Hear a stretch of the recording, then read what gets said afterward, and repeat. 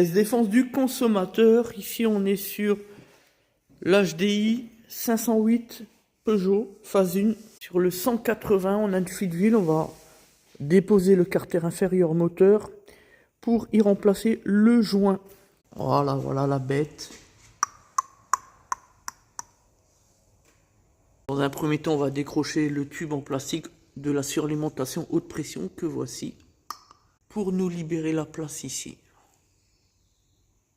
Au niveau des vis, fixation juste là derrière. Et avant toute chose, on vidange naturellement. Avec la petite épingle. Hop. Hop là. On décroche la durite ici. Donc il y avait une vis de 10 là et une vis derrière comme ça. Ici, on n'a plus que le manchon. Donc là, on peut décrocher.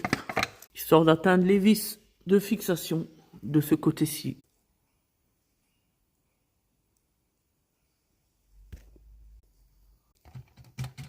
Voilà.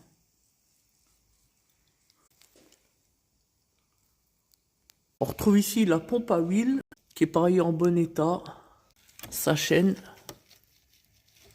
Maintenant, on va gexer le pourtour comme ceci qui va recevoir le nouveau joint, le joint neuf et son carter. Comme ceci.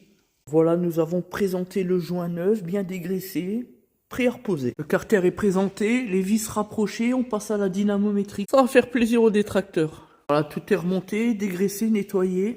On va reposer l'huile moteur, faire une mise en route, aller au Karcher bien nettoyé en dessous. Et puis c'est parti. Donc là, on est bien. Collier. Ici, on a bien reposé la graffe pour le bouchon d'huile moteur. Voilà, le niveau est bon et fait. Et puis nous allons répondre à une question, un commentaire sur YouTube. Il se fait appeler Alex KP9PP. Et puis s'il nous félicite sur le document qui était le nôtre, concernant les anomalies qu'on peut retrouver sur le 2 litres 136 HDI, il nous pose la question qui est la suivante.